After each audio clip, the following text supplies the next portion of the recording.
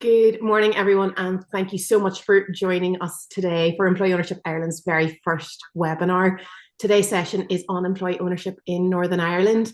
My name's Catherine Muldoon, and I am the Project Officer for Employee Ownership Ireland, a growing community for businesses that have transitioned, are in the process of transitioning, or are exploring a move to employee ownership. We're here to connect you and or with others on the same journey, provide access to support, and shine a spotlight on Northern Ireland's employee ownership successes. Just a few housekeeping points before we get started. This session is being recorded and we will share it afterwards for anyone who would like to re-watch. Feel free to keep your cameras on or off, whatever you are most comfortable with. You will see the video button on the bottom of your screen. So if you wish to turn on or off your camera, you can do it via that button. We do ask that you all keep yourselves on mute if you're not asking a question. If for any reason we get kicked off of Zoom, we will aim to have a new link sent out within 15 minutes. So keep an eye on your inbox just in case. You're all very, very welcome to submit questions throughout the session using the chat box, and we will get to as many of them as we can during the panel at the end. You will also be welcome to raise your hand and come on camera to ask your question. So we are sticking to a very tight deadline today. We want to make sure that we keep this all within the hour, and we really appreciate your time. So to kick us off, I am delighted to introduce Andrew Harrison from Co-Ownership Solutions. Andrew has worked on many employee ownership transitions across the UK, including several right here in Northern Ireland. He is a trusted advisor to companies exploring the EOT model and brings a wealth of insight into how it works in practice.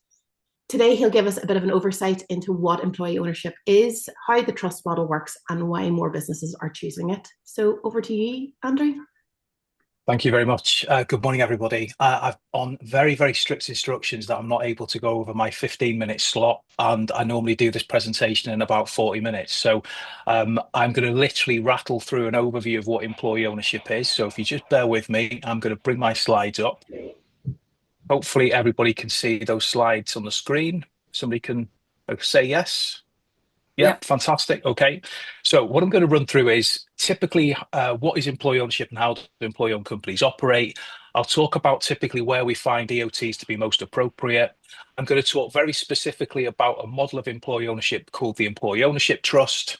I'm going to touch very briefly on the valuation of companies for the purposes of moving into an EOT and some of the tax implications. I'll talk about the income tax exempt bonus regime, the benefit for employees of employee-owned companies, and then I'm going to very briefly just touch on the route that companies might take in terms of moving to become an employee-owned company.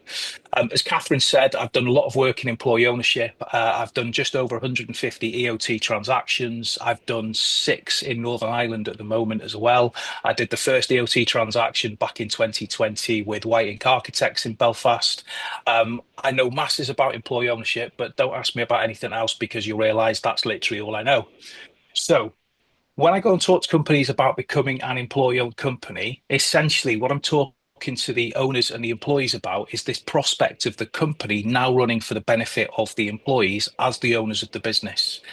And fundamentally, the point that I'm trying to make to people is there is an argument that most businesses operate for the benefit of their existing owners at that time. And therefore, the decisions that are made about what the business does might be largely based around what the owner wants. So that might be, for instance, maximizing profitability. It might be about it being a lifestyle business. It might be about trying to grow the business to sell it. But there's an argument that it's not necessarily focused purely and simply on the benefit of the employees. The one thing I would say is having worked with a number of business owners, actually, in most instances, lots of business owners are very much running their business as though it is for the benefit of the employees. They tend to be almost like extended families where the employees are looked after. But the point we're really trying to make to people is when these business owners get to a stage where they need to exit their business and they need to perhaps sell or they can't pass it on to family members, when they look at that scenario of what do I do next, the risk to the employees is whoever buys that company may not do things in the same way. And what we're hoping to achieve by having companies owned and operated by the employees is that the company will genuinely operate for the long-term benefit of the employees. There will hopefully be participatory management. There will hopefully be a degree of transparency around decision making. The employees will have a degree of influence over what the business might do, not necessarily at a granular level, but in terms of longer term. And really importantly, the employees will get a contribution for the efforts that they make every day. And that contribution typically being a share in the profits over a period of time. So when I go and talk to the employees and I talk to the owners, really the points I'm trying to make is this is about making sure that there's a good chance of long-term employment because the company's not going to be sold to a third party who might decide to move the business out of the area. This should also be about culture preservation. So the way the business operates in terms of how things are done on a day-to-day basis should remain largely the same because, again, you don't have an external third party that's coming in and wanting to do things differently. The employees, as a right ultimately of being employee owners, will have a degree of influence over what the business does. There should be a strong chance of profit share for the employees because they are now the people that own the business and they would expect to get some of those profits shared with them. And you would hope that once the purchase price has been paid for, there will then be profitability or profits available in the company that don't need to be redeployed into the business, that aren't going out to the ex-owner, that then can be used to enhance terms and conditions and hopefully be able to pay bigger bonuses. And the one thing I always say to the employees when I speak to them is, although this last point is arguably a little bit tenuous, I would argue when you work for an employee-owned company, you have a far better control over your long-term destiny. And the point I'm really making is there are lots of fantastic businesses and business owners out there, but ultimately they can all go into their businesses this morning and say, look, we've decided to sell to Megacorp or somebody else, and there's nothing the employees can do. If you work for an employee-owned company, if there were to be a sale of the company, you would know that either directly or indirectly through employee representatives, you would have a degree of influence over decisions such as, for instance, a sale of the company to a third party. So I'd always argue that there's more control over your destiny working for an employee-owned company than a non-employee-owned company. So across the UK at the moment, there's around about 2,500 employee-owned companies. The number of employee-owned companies has grown massively since 2014, when there was a series of tax reliefs that were brought in to encourage employee ownership. I actually started working for an employee-owned company back in 2000.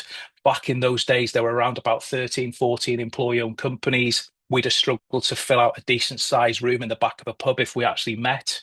Whereas now, the Employee Ownership Association, which is a trade body for employee-owned companies across the wider UK, they do an annual conference and they typically have upward of 700-800 people that are attending. So we've got a really, really vibrant employee ownership sector, companies across lots of different sectors, completely different sizes, to a degree, different ways of doing things. But fundamentally, what all of these companies are doing is they operate for the benefit of the employees. They try to share information with them, push decision making down the organizations as far as it's appropriate, and look to share the profits of the company with them. Again, not all of those profits, they're trying to be sustainable businesses, so there'll be a large degree of focus on ensuring the business goes into the future, but they are ultimately trying to make people's lives better because the employees are the people that own these businesses.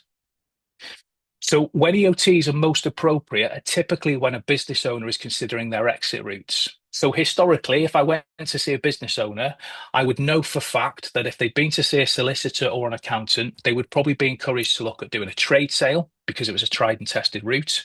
They would probably also be encouraged to look at doing a management buyout. And if there were family members, so potentially children, for instance, they would probably be encouraged to think about whether they should pass the business down to family members. The reality is, if I go back 10, 15 years ago, when I used to go and talk to people about employee ownership, the solicitors and accountants in the room would probably think that I turned up from some kind of socialist utopia body, and they didn't really see employee ownership as being a viable option for the business owners. And typically, historically, most business owners would do this because they knew other companies that had done this and they could see that it would work. There is now an ever-growing body of academic data that shows that employee ownership is a very, very successful business succession model. And as a result of this, and the fact that we've had such a large growth in employee ownership, more and more business owners are considering employee ownership every single day, every single week. From my perspective, I would always argue the benefit of an employee ownership transaction over a trade sale or an MBO is the fact that ultimately there is no real impact on the business when you do an EOT in comparison to doing a trade sale or an MBO, for instance. The reality is we're making sure that the companies will stay rooted in their local economy. So there's no impact on the business, its employees, its customers or suppliers. The owner, if they want, can have a continuing role and potentially a stake in the business if that's what they want to do. The name above the door doesn't need to change. The culture doesn't need to change. And the actual transaction itself tends to be very, very friendly in comparison to something like a trade sale. And there are a series of tax benefits from looking at an EOT rather than a trade sale or an MBO as well. From the employee's perspective, the major benefit of this is you know that there should be very, very little impact in terms of what happens on the business, and you're not in a scenario where you fear that an acquiring company may at some stage decide to shut you down and move you to a different part of the country, for instance. However, an EOT will not be right for every business owner. And as a result of that, I fully expect that there'll still be companies that will go down the route of doing a trade sale, management buyout, and of course, there'll be plenty of companies that will want to transfer to their family members. But all we're really trying to do here as EOI is we're trying to make sure that people understand that the employee ownership trust model is a very, very viable alternative. So I said that the model that we're going to look at is called the employee ownership trust model. This is the model that's used by around about 98% of employee-owned companies across the UK. And at its simplest, essentially, an owner of the business is selling their shares to an employee ownership trust, which is effectively a trust which is formed to operate for the benefit of the employees of that company. So rather than have individuals in a company that will directly own a stake, so if we had 50 employees, each of the employees owning 150 of the company, for instance, instead, with an employee trust model, all of the shares are held by the trustees for the collective benefit of the employees. And that means that no one individual actually has a notional share of the company. And the idea is the company will operate for the collective benefit of all of those employees now and in the future. And from my perspective, this is one of the beauties of this model. I don't need to ask employees to think about investing. And I also don't need to worry about when new people join that there's going to be some kind of two-tier system. When you join an employee-owned company, you effectively become an employee owner from day one, and you will then get the benefits such as, for instance, the income tax exempt bonus after you've been in the company for over 12 months, for instance. The principle behind this model is because we don't have a scenario where individuals own shares, when people leave, the company hasn't got to constantly find money to try to buy those shares back. And that means that that money the company generates can go into either reinvestment or it can go into perhaps profit share. But ultimately, we don't have this constant drain of money. And from the employee's perspective, there's no financial liability whatsoever. I haven't bought something. I'm not required to invest in something that if the company fails, I might potentially end up losing some value. So typically what we find from this model is it provides and promotes long-term stability because there's no intention for any future sale. And because we don't have a constant run of people leaving and needing their shares bought back, we've got that stability of knowing the company can operate for the long-term benefit of all of its employees. The one point I always try to make to people is, as much as this is a fantastic model, the thing that makes this work is the commitment, the passion, and the ideas that employees bring to the company. And it's one of the constant refrains that you'll hear from me and other people today is to get employee ownership to work, we genuinely need employees to go to work every day and feel and think and act as though they really are owners of the business. The impact that they can make on a daily basis can make the company successful or potentially not be successful if people don't start to play their part. The way that employee-owned companies tend to be managed is on a largely conventional basis. So we still typically have a board of directors who will determine the strategic and operational plans for the company. They will work with the employee teams to make those plans come to life. And what effectively happens is that board of directors is held accountable by a group of people called the trustees, who effectively manage and administer the employee trust. And typically, most of those people that manage the employee trust tend to come from the company. So it could be, for instance, somebody from the board, it might be an employee, it might be one of the previous owners, and it might be that there's one person from the outside. But this is not a body that's going to run the company. They are effectively acting as a shareholder on behalf of all of the employees. They're holding the directors accountable for how they run the business because the trustees need to make sure on behalf of the employees, the company is well managed, it's got a sustainable and profitable future. The directors are seeing what's happening in the marketplace and reacting to it. They're doing everything to keep people gainfully employed. The way that most EOT transactions are funded is typically through the vendor taking deferred consideration. So there are other routes. You can potentially go out and you can borrow money to fund the transaction. But in most of the transactions I've done, the vendor has essentially decided that they will take part of maybe the value on day one from cash reserves in the company, but the remainder of the value is effectively being paid out through an IOU. And that IOU is coming from the trading company's post-corporation tax profits. So essentially what's happening is the vendor leaves, they've agreed a value for the company, they know what it is that they're going to get owed, and then they're completely reliant on the company continuing to be profitable in order then to pay them off. And obviously, because we're trying to make sure there's a benefit to the employees from this transaction, whenever you do an EOT transaction, you're also trying to make sure that you can balance that there's money available to run the working capital requirements of the company. And of course, some money available then for the employees to be able to get some kind of cash bonus. Those companies that have looked to borrow money, and it is possible to borrow money, the only slight quirk in this model then is the money that goes from the company to the trust to pay the deferred consideration. If there was a third party lender, the money from the company would go to the EOT to the lender to then satisfy that debt. I'm going to talk really briefly about valuation approaches because this is important. One of the changes that government has made relatively recently is they brought in a suite of changes to effectively make this model more robust and make it so that it's very, very difficult to abuse the process of becoming an employee-owned company. So one of the things the government now requires is the trustees of an employee trust now have a legal requirement to make sure that they are not paying more than market value when they buy the shares. The problem with valuation is it's very much more of an art than it is a science. Ultimately, we need a willing seller and a willing buyer. And what those willing sellers and buyers are going to be trying to determine the valuation on is fundamentally what somebody thinks the value of the company is going to be worth. And this is where a valuer or an accountant comes into play, and they'll typically use valuation methods like net asset value or a multiple of earnings or turnover. They might do discounted cash flows. They might base the value on there being no cash in the business, but also no debt. But effectively, what we're trying to get to is a situation where we know a transaction can take place because a value has been determined for the company, and that value can stack up against HMRC. So essentially, a valuer is saying you can rely on this valuation because, in our professional opinion, this reflects what we think market value is. As much as the valuation method is incredibly, or the valuation process is incredibly important, it's also absolutely vital that the company directors and the trustees also look at this from an affordability perspective. It might be that a company's worth £5 million, but if it's going to take 20 years for that IOU to be paid off, that's probably not going to be good for the seller. It's not going to be good for the employees, and it's probably going to curtail the growth of the company. So there's always got to be a balance between what the valuation is and a sensible time for that value to be repaid. Statistically, most employee-owned transactions get paid back within around about 6 to 7 years. There are obviously outliers at either end, but a 6 to 7 year period is deemed as being quite typical.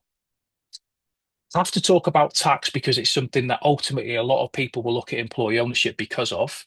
If you are an owner of a business and you sell your shares to somebody, there will be capital gains tax liability, assuming you've made a gain in the value. So if you create a company and it's got £100 worth of share value on day one and you sell it for £2 million, you're effectively going to pay tax on near as damn it £2 million worth of gain that you've made. And the headline rates of capital gains tax in the UK at the moment are currently 18%, but for the bulk of the money, probably realistically at 24%, because you're likely to then be in the higher tax bracket. And a lot of people have benefited from the old entrepreneurs relief, now called business asset disposal relief, to reduce their capital gains tax liability down to 14%. But that only applies for the first £1 million worth of gain. If you sell to an employee ownership trust, the benefit of the employee ownership trust model is that sale is treated as though it doesn't generate a capital gain. So effectively, so long as you meet certain qualifying conditions, you don't pay any capital gains tax. We obviously don't want people to do an EOT just because of the tax, but the reality is the tax makes the employee ownership trust model incredibly compelling. There are a host of requirements. I'm not going to go into them in any detail today. You can get these slides from Catherine at the end, and there's lots of information about these relief requirements. But if the relief requirements are met, essentially the sellers, when they sell to an EOT, are not paying capital gains tax, and that is obviously a tremendous advantage for them. For the employees, the major benefit alongside the ones I've spoken to, those softer benefits about long-term employment, participatory management, transparency, etc., The cold hard benefit of working for an employee-owned company is it's possible to receive an income tax exempt bonus from the company each year. And that bonus can be as much as £3,600 without any income tax being levied to it. There is still national insurance contributions paid by both the employee and the employer, but this is an incredibly effective way of being able to share profits of the company with the employees. This is effectively chargeable against the profit and loss account. So this comes before you have your 25% corporation tax liability as well. So this is a really effective way of being able to reward people. Again, there are a whole host of rules and regulations, which I haven't got time to get into today, but this is a really effective way of encouraging and motivating employees to really do their damnedest for the company. I'm going to finish off by really briefly talking about the route to an EOT. Typically, the first thing that most business owners will do is they'll have a valuation of the business undertaken. This is because they need to understand whether they're a seller at that value that they're likely to achieve. Linked with that, then, is a process of cash flow and affordability. Can we afford to actually fund this over an agreed period of time? Can we borrow money, for instance? There's then a process of negotiation on the conditions of sale, typically around how am I going to get paid? What are the bells and whistles that might go with it? What are the warranties that I might need to provide? Am I still going to be involved in the business? If I'm not, who's going to manage the business? So there's a suite of things that need to be done and clarified. But this is a relatively simple process, as I'm sure Stephen will be able to confirm when he talks to you in a second. So this is a relatively simple process in comparison to something like a trade sale where you might have competing lawyers either side of the table trying to chip away at each other. There is, of course, a legal process that you have to go through. There is requirements to get certain clearances from HMRC. But again, there is a huge number of companies doing the employee ownership route because they've realized that this is a really effective way of being able to pass their business on, reward the employees, and effectively ensure that they can get a value in a sensible time in a very tax effective way.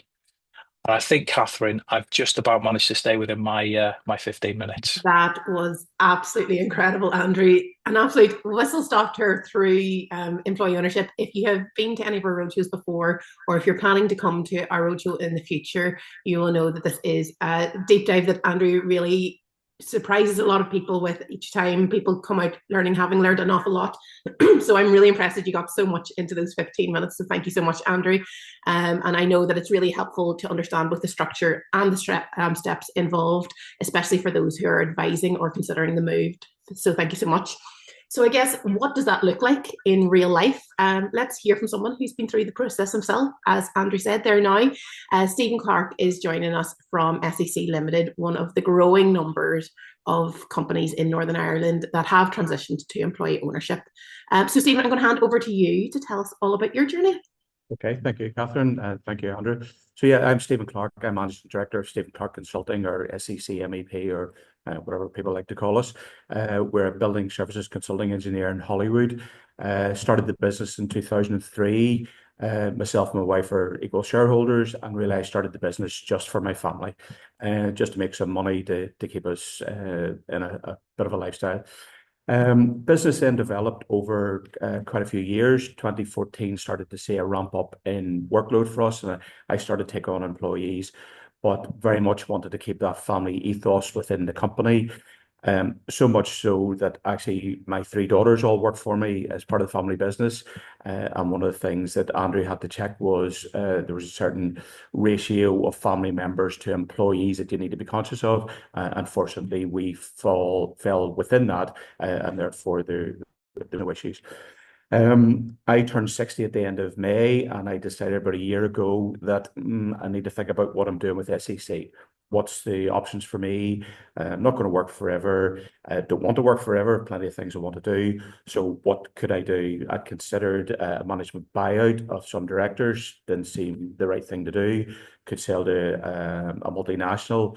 Didn't fit in with the ethos of what we wanted, because we very much feel that we're a family business. All my staff, every time one of them has another child, I think there's another mouth I have to feed. So it's very much a family-run business. So the EOT came about. I was aware of Claude and Joan and White Ink and what they'd done, and it sort of started to think, maybe this is for us. So we went to the roadshow in Cookstown a year ago.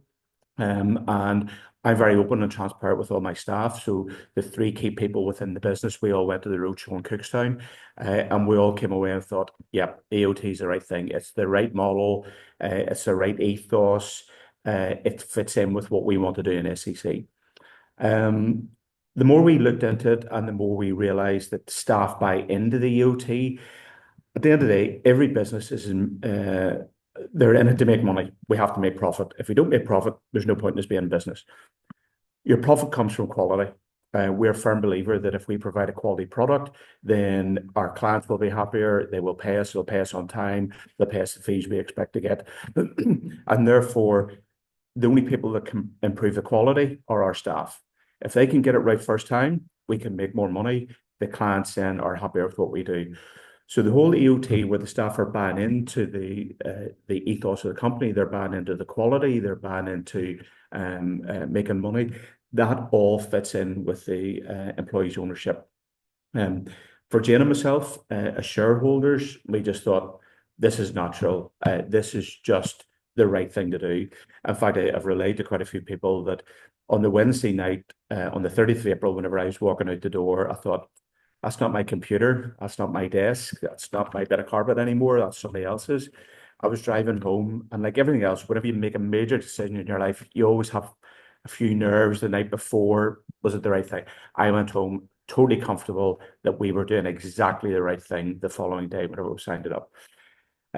We've seen a big improvement in our staff's awareness of what we're doing. They're really buying into it. There's lots of jokes and jibes about I'm in the Titanic Hotel. We're having our first management meeting today for our first EOT trust meeting on Monday with our trustees. Somebody commented earlier on, oh, so you stayed overnight?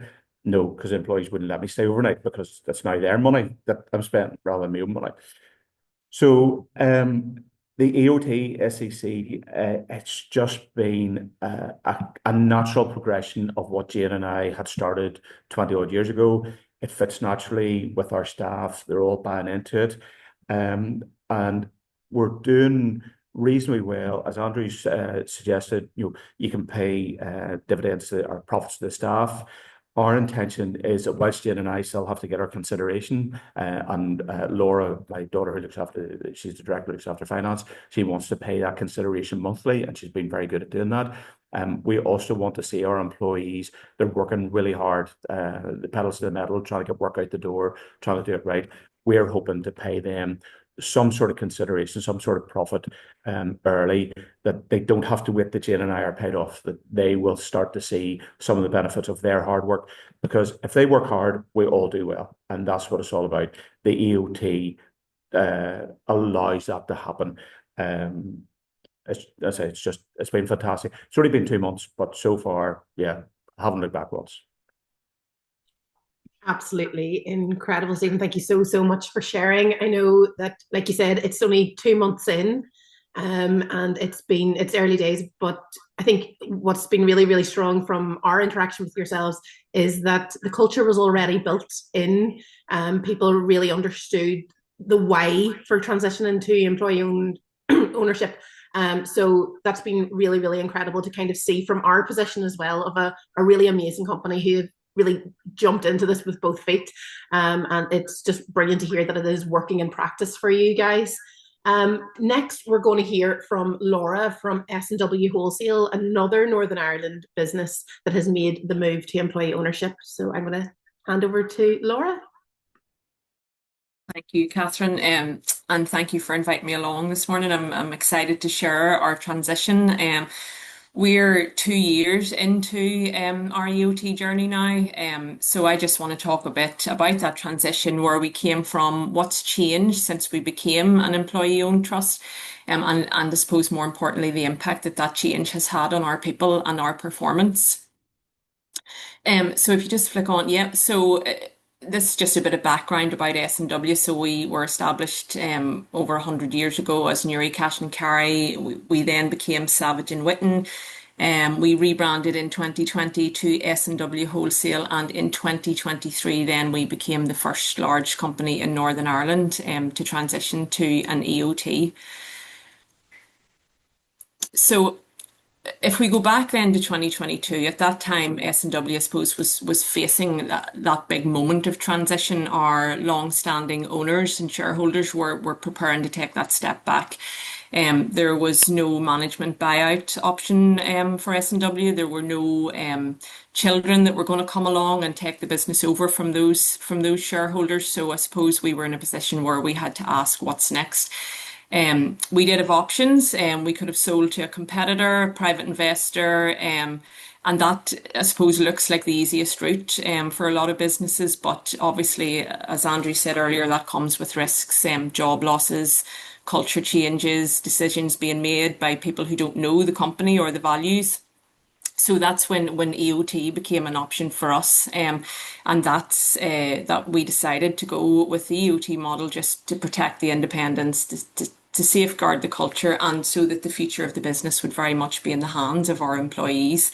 So not just a structural change for us, but a cultural one. We were genuinely invested in building a business that was truly operated for the benefits of its people. So as part of the transition, what we focused on, I suppose, was employee engagement and giving people a voice. From the beginning, we knew that if it was going to work, it had to be real. It had to be something that the employees could feel and experience every day. So it was important to us to communicate that properly. At the beginning, we spoke to every employee personally. We printed information about what it meant to become an EOT. We gave them brochures, we printed it in newsletters, and we made sure that every employee understood the reason why we were moving to an EOT and what that actually involved. Following that, then, we actually opened up new communication channels so that employees could have their voice. We introduced skip level meetings, and that involved our CEO meeting with employees from every department across the business. No filter, no hierarchy. It was just an open forum with direct access to the CEO, and everything that was said or asked in those meetings was very confidential. So managers never knew what was being said, but lots of ideas came from that, lots of initiatives, and as well as that, we had an Ask the CEO email address that was open to everyone. And in the beginning, I suppose we had lots of questions about EOT, and as I said, lots of initiatives came directly from those meetings. We also started to share, which was new for us, regular performance updates, so that the employees actually knew how we were performing, the good, the bad, everything in between. Really, we told them, we had a newsletter as well that laid that all out. We also included a piece in that newsletter in terms of the EOT bonus and where we were performing and which pot that we were in, so that they had full transparency of that bonus. Another thing that we did was our new employee survey. So that was something we did to kind of gauge our engagement and to see how we could improve, where we could improve. We wanted to collect feedback and then act on that feedback. We also told employees what we couldn't change at that time. So it was really just that two-way communication where our employees had that voice and they felt that we were actioning their feedback. We also introduced a culture and wellbeing team with old school suggestion boxes. And we celebrate a range of initiatives, and as well as that, we do an EO day every year. So they all might sound like small things, but it's really helped us to build a culture of trust and open communication. EO is very much a part of our language. We talk about it a lot throughout the business, and our employees talk about it a lot, which is great. So I suppose one of the biggest changes for our employees was the EO bonus, and the employees love it. Since we introduced it, we've actually paid out over £1 million to our employees over the 2-year period. And I suppose it's important that I highlight how we've done that too. So we have a pot that the EOT bonus comes from, and we've really, I suppose, reverse engineered it so that our longest serving, lowest earning employees get more of the pot, than our higher earning, shorter serving employees. So the people who have been here the longest and earn the least get the most from that bonus. As I say, employees love it. They talk about it all the time, and that's £1 million of EOT bonus that's really went back into our local communities, in our employees' pockets. Another thing that EOT has allowed us to do is to enhance our benefits. We're committed to enhancing those over the next few years as part of the transition. And what we've done, I suppose, over the last couple of years is we've added extra annual leave. We've introduced death in service cover and increased that to 4 times over the last couple of years. We've introduced long service recognition to celebrate loyalty. And as well as that, we've been able to bring forward our pay rises from April to February in the last year. And we are always benchmarking. We look at the average market for pay increases, and we have been able to deliver above market pay increases over the last couple of years. And that's something that we're very much focused on increasing and enhancing as we move through the journey. So the results then, what's changed? We've lower attrition, our absence has dropped, our people are staying longer, our retention is increasing, and our engagement is also increasing. We're making investments in tools and fleet, something that our employees love. It's something that we're giving feedback on as part of our employee survey, where our employees would like to see that investment, and we're making changes where we can. We're also building a new warehouse, which is an investment in the business so that we can grow. And I suppose we've seen a culture shift really from our employees' point of view. There's more engagement, there's more ownership, there's more pride, and there's more ideas coming from the ground up about how we can continually improve. Another important area for us is giving back to the community. That's where our current employees come from. That's where we see our future employees coming from. So really important for us that we keep giving back to our local communities. We've been able to increase donations and sponsorships. At Christmas, we have been able to give £1,000 each to 5 charities that were nominated in the local community. And that's something that we just want to continue doing. You know, we want to be very much part of our local communities and strengthen those partnerships within.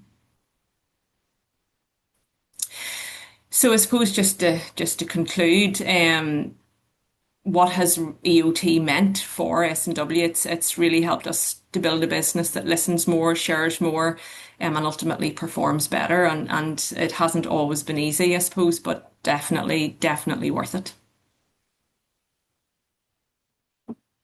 Amazing, Laura. Thank you so much. Really appreciate kind of getting that detailed information on how employee ownership has improved not just the incredible team that is at S&W, but the wider audience as well.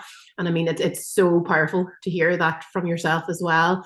We're now going to open things up for a short Q&A session. I don't know if Stephen's going to be able to join us for the whole event, but I think he's going to be able to stay for a few moments anyway. But we are rejoined by Andrew from Co-Ownership Solutions, Laura from S&W, and I'd also like to welcome Joan from White Ink Architects. Joan is a founding director of White Ink, who made the move to employee ownership in 2021, becoming the first Northern Ireland headquartered company to do so. Joan is also a board member of EOI. So if you do have any questions, please do put them into the chat. But I'm going to get the team started with my first question for them today, which is, sorry, you've all been involved in employee ownership from very many different angles, advising on it, going through the transition, or choosing to sell a business into employee hands. What has employee ownership changed most for you personally or for your organisation? And I am going to give that to Joan to start off with. Okay, Catherine, thank you. I suppose some of the things that I would say will mirror some of the things that have already been said. It's a kind of strange question because in terms of the actual business itself and how we operate and run White Ink, nothing's changed. And for us, that was very important in relation to our clients and because I think being the first, there was a perception employee ownership meant that we were going to sort of become sort of some kind of weird cooperative where people weren't interested in profit and that everybody would have a say and how would the business be run. And the really good thing about employee ownership is from a client point of view, nothing changes for them except that every time they speak to a member of the team, they're now speaking to an owner. And I think that makes a huge difference in relation to how our individual members of the team talk to our clients, because they're talking, knowing that, how they talk to clients matters. But at the same time, whilst nothing changes in relation to running the business, a couple of really interesting things. One, what is the trust? So as a small business, we think that we run quite a tight ship, but there is a really benefit to the discipline of meeting the trustee board every quarter and talking to the board about how you're running the business, how you're running it profitably, how you're intending to make a profit, what the problems are, because you have to think very strategically about the business on a very sort of focused basis in order to report to the trust. So I think from a business management and a staff management point of view, that's been really good. And then if we actually talk about the sort of culture in the office and how people approach things, very much the same message that you're getting from Stephen and Laura. We've created an employee forum. We have an employee on the trust board, and the employee forum then is managed by our employee trustee, and that gives people at all different levels in the business a chance to come forward with ideas that they can sort of work through, and then they can come up. So we run a monthly lessons learned that we've been running for years, but yesterday's lessons learned was actually a feedback session on all of the ideas that had come up in the last 3 months in terms of what the employees thought about how the business could be improved or how we could improve things for them. And some of the things were yeses and some of the things were no, but we were explaining very carefully about why we were planning to do those things and why we weren't. And our EO forum has come up with a very nice way of talking to the staff about how you bring things forward. And we've got this thing that says, if it's about me, you talk to your line manager. If it's about we, you bring it to the forum. So if it's about the group and what the group can do and what the business can do for them or what they can do for the business, then it comes through the forum. So it's been very successful. We're almost 4 years in now. We've paid some bonuses in some years. We've paid no bonuses in other periods. We've changed how we pay our bonuses. We've talked to the team about that. So everything is evolving. But definitely we're seeing White Ink is a very attractive place to come and work, because when people want a job, they're actually very intrigued by the idea of working for an employee-owned company. So that's definitely been a huge benefit for us. I think it's definitely highlighted what has kind of been a thread between everybody who spoke today is about that communication part of being part of an employee-owned trust, of opening up those lines. And I'm a big fan of if it's about me or if it's about we messaging. I think that's something that a lot of employee-owned trusts could be taking on for their forums and for their meetings. I've got quite a few questions coming in here through private messages, so I'm going to hit a few of them here right now. And I think this one's probably towards you, Andrew. There was a mention that EOT trust dictates how company funds are spent. Do the trusts have a say in the salaries for all staff, including the board of directors? So just to be clear about that's probably the danger of doing these my session really quickly, is things potentially get a little bit lost in translation. So in actual fact, the board of the company, so the directors, they still run the company and make 99.9% of all decisions.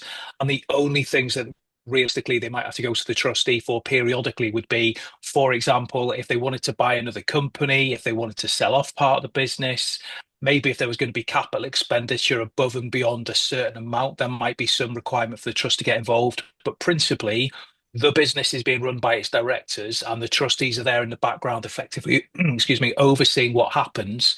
And I wouldn't expect trustees to get involved in operational aspects, such as, for instance, remuneration for people, albeit for some companies, they may want there to be some kind of scrutiny over directors' salaries so that you don't end up in a situation where it's a little bit like turkeys voting for Christmas. But the day-to-day operations should be in the hands of the directors, who understand that they're working for the collective benefit of all of the owners of the business, the employees, and they understand that they're also ultimately accountable to then that board of trustees, who are just ultimately looking to make sure the directors make good decisions and run the business in a sensible fashion. Amazing.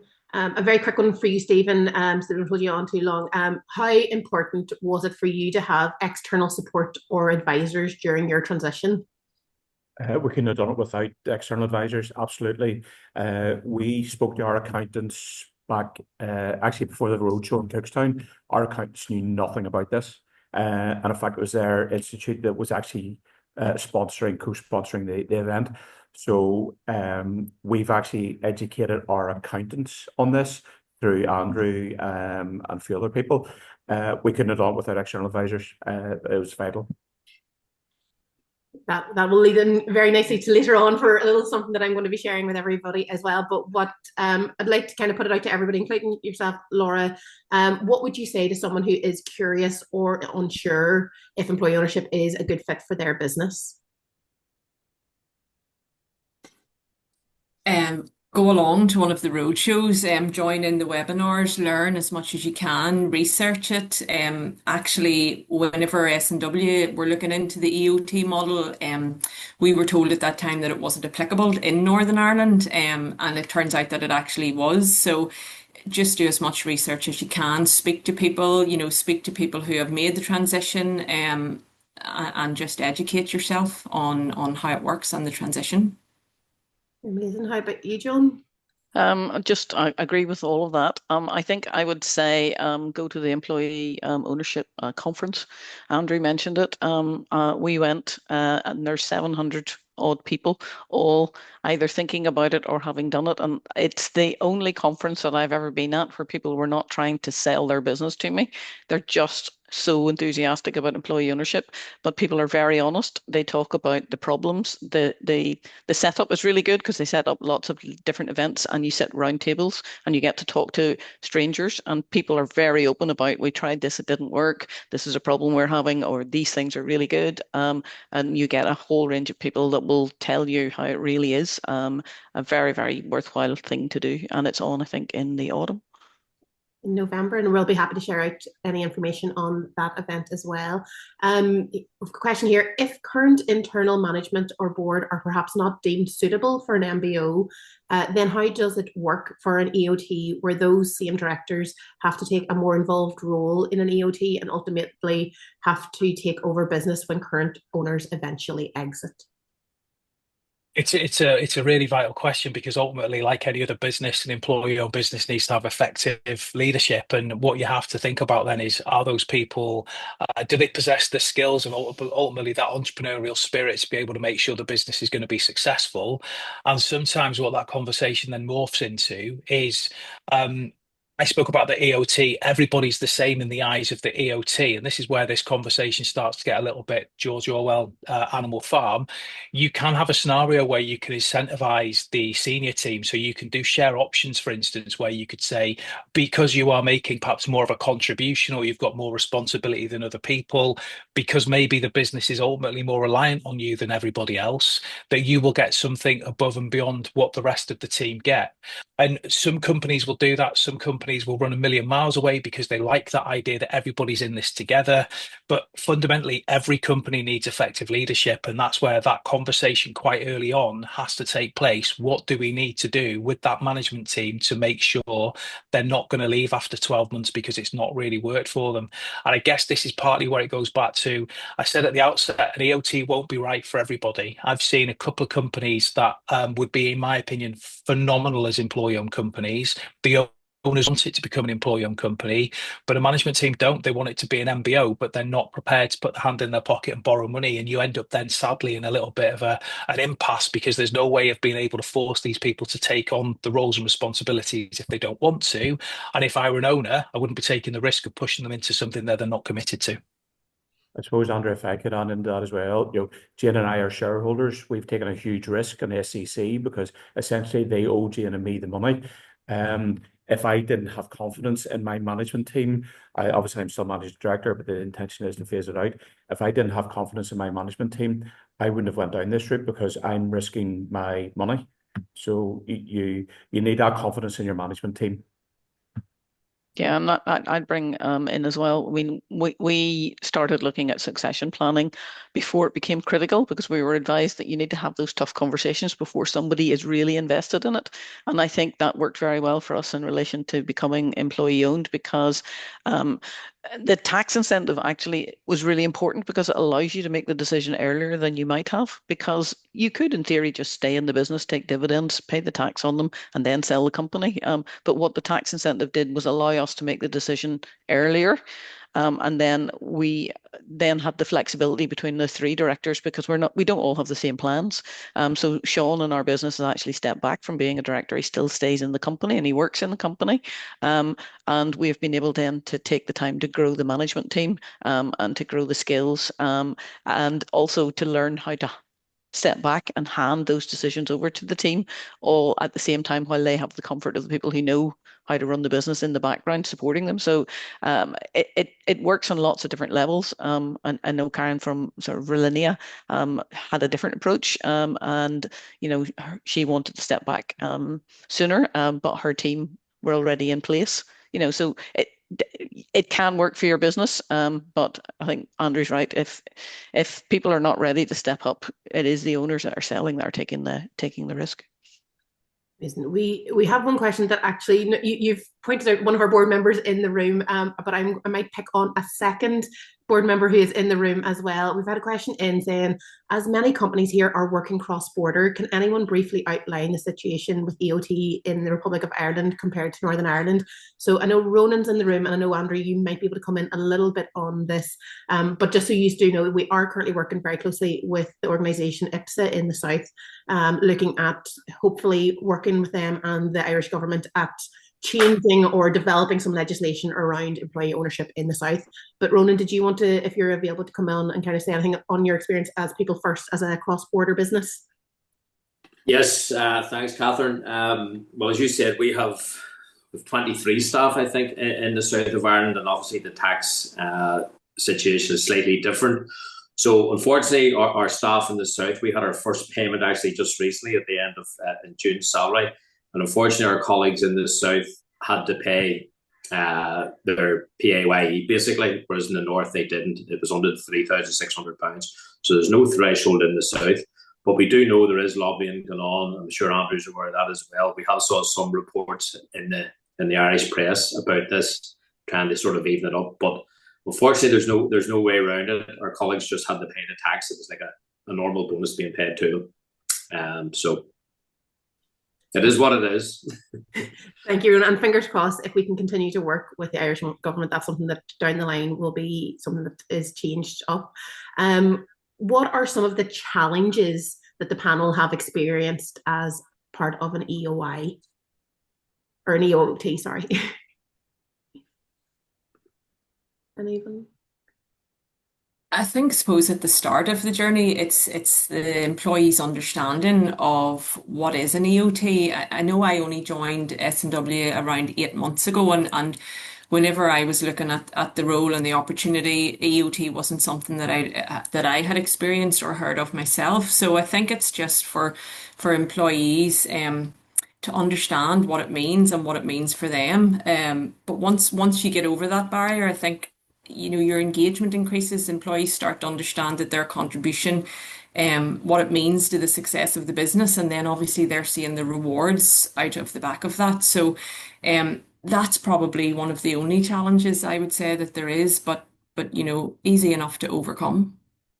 Yeah, from SCC's perspective, we engaged with employees earlier on, and yes, they did have lots of questions, but it was relatively simple to get them to see the benefits for everybody.